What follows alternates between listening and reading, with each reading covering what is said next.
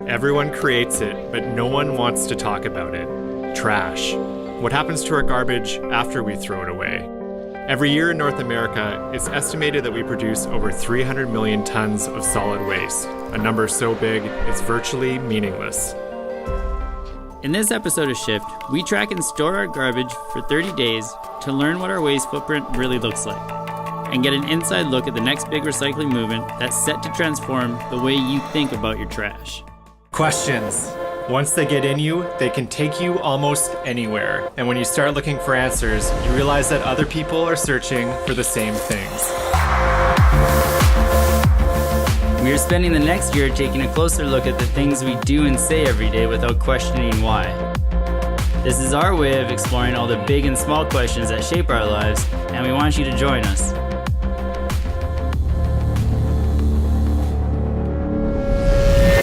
So what are people throwing out in Vancouver? In 2013, 1.3 million tons of solid waste ended up in our landfills, and over 2 million tons ended up in recycling and composting facilities. Our garbage is either burned at a facility in Burnaby, British Columbia, or buried at one of our 2 landfills. Our recyclables are collected at depots, then sorted into material types and reprocessed here in Vancouver and abroad.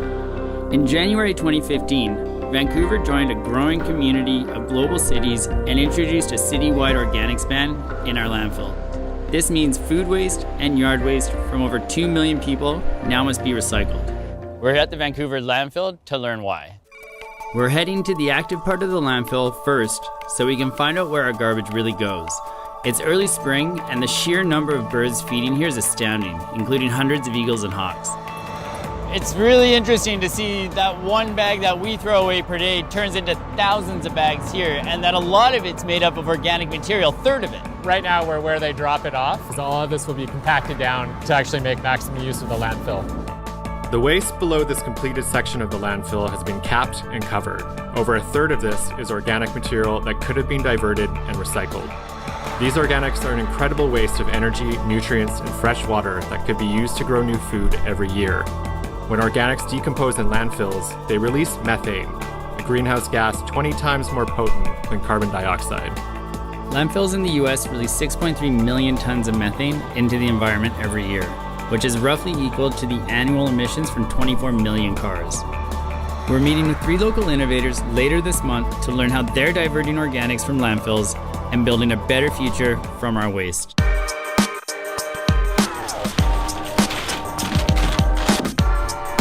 Steve's prepping the patio. We are going to store, sort, and track our garbage, compost, and recycling over the next 30 days to see how much we throw out over the course of 1 month. Oh, we're bagging all of the organic materials, so all of our food scraps are gonna go in this one.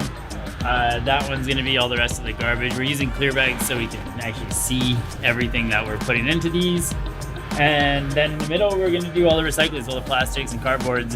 We're gonna accumulate here. I'm kind of scared now that I look at the balcony. I think there's gonna be more than we expect. Today we're meeting with Mark O'Hara from Northwest Waste Solutions. They're a local independent waste company that's responsible for the collection and diversion of about 12% of Vancouver's total annual waste. Currently you're at our Vancouver Kent facility, and this is where we take materials, separate them, and transfer them to our Lytton facility. Right? And this is fiber, cardboard, and organic materials, and packaged organic materials for depackaging. 5 years ago, Northwest Waste began building this facility in anticipation of a citywide organics ban. They currently ship organics from here to their soil farm in Lytton 3 times a day. So how much organic material do you receive on a daily basis? So we get anywhere from 30 to 50 trucks a day, and it'll vary in the weight of that truck from 4 to 9 tons. We've been in the business for over 25 years now. What's changed with waste over 25 years? Everything. There was one time the concept that you threw it away and it disappeared. Right? People are now realizing that it doesn't go away. There's picking up trash, and then there's diverting materials, and that's what we're really all about, is taking those products that used to go to landfill, and still do in most cases, right, and utilizing them to go full circle. It's one thing to have a couple bags of compost at home that we've been storing. It's another thing to see giant piles come out of a truck. And the next step for us is to go up to a farm to see where what we saw today, those big piles, are going to be used to grow food.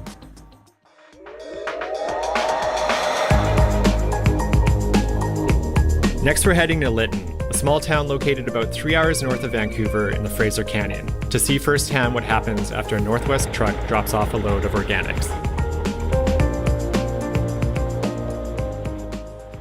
We're standing in the middle of our soil farm right now. That's what we actually call this. We're kind of looking at the processes. The material comes in, processing it through a tub grinder, out onto our curing pad where it goes through the appropriate cycle to treat the soil and make sure it's safe to use for human consumption, essentially, of products that are grown with it. How long does it take to get from what's coming out right now to finished compost that I could use in a garden? 12 to 18 months. Oh, really? Yeah. It's a long cycle to a full maturity of the soil.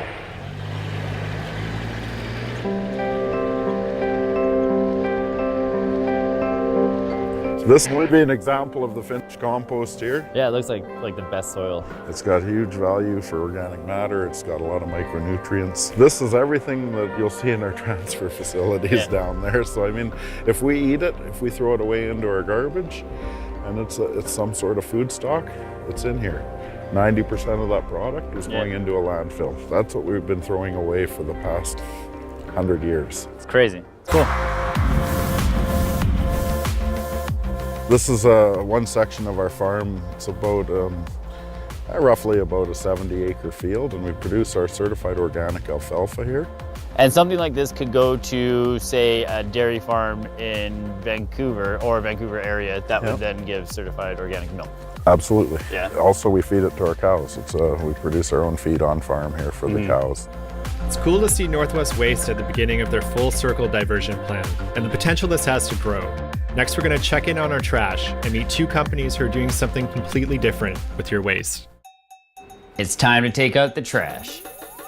It's a weird thing to so carefully take apart all your trash and figure out what goes with what, and then you begin to notice how much you're actually accumulating. Trash bag 1. It's not lost on me that I'm putting plastic into a plastic bag either. It just seems so ridiculous. Plastic, paper. Crazy. Harvest Power is a growing player in North America's organics management industry. They divert over 2 million tons of organics waste from landfills every year across 30 sites in the United States and Canada. Today, Louise Roxby is giving us a tour of their biogas and composting facilities here in Richmond. Harvest Power Canada is Richmond and Ontario. And so here at Harvest Power, we take in food waste and take it from commercial as well as municipal contracts. So we look after about 2.2 million people in the Lower Mainland. Harvest Power works with everything from yard waste, also called green waste, to prepackaged food and table scraps, or food waste. Calorie-rich food waste is processed in their energy garden, which uses anaerobic digestion to transform the waste into a biogas consisting primarily of methane and carbon dioxide. So the tunnels are loaded, they're mixed with a green waste and food waste, so it's about a 50-50 mix. So our tunnels are a gas-tight environment where the microorganisms do their work. We leave it for about 2 weeks, and basically during that 2 weeks, liquid's percolated over the top of the food waste, and the liquid is sent into the methane digesters where the biogas is produced, and then it's sent through the engines to turn it into electricity. How much energy output can you get from an operation like this in a year? We do 1 megawatt a day. It's pumped straight into BC Hydro's lines and heats about 750 homes a year. What's left in the anaerobic digestion tunnels joins green waste offloaded in a separate tipping area. This waste is heaped into piles, then covered with existing compost material. We're chatting with Scott Kerr at the screening plant to see what happens next. Looking around the scale of your operations here are huge.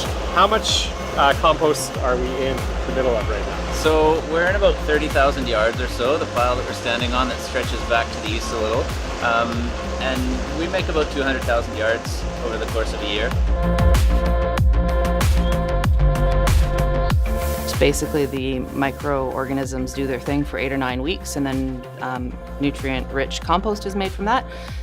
That's sold to the local farmers and landscapers. So You can take it both ways. Yeah. You get the electricity on one side and then compost on the other. it's the circular economy. Yeah. Which is what everybody's talking about.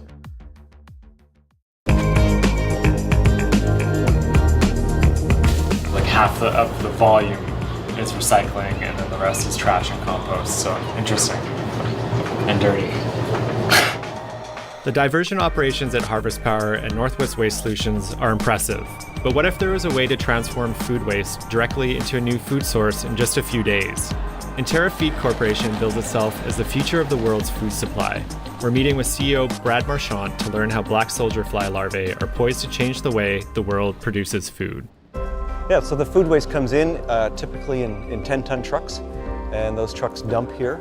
It's mostly like this. It's just fruits and vegetables. It gets all ground up into a salsa like consistency, and that's what we pump, and we feed the insects that. How much time will it take the larvae to eat this?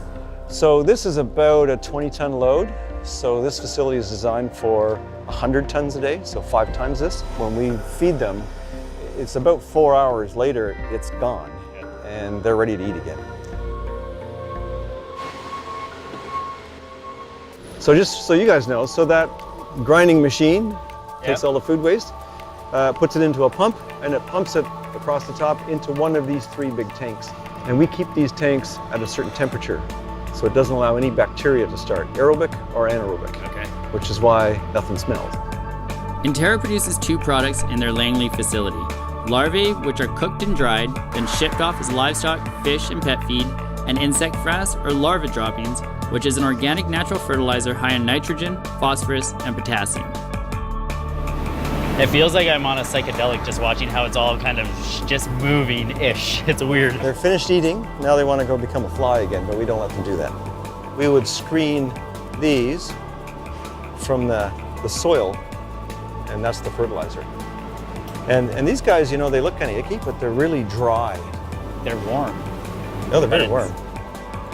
So they're breathing like you and me, Yeah. and that's where the moisture goes. Well, that's those same live guys, but now they're all dried out.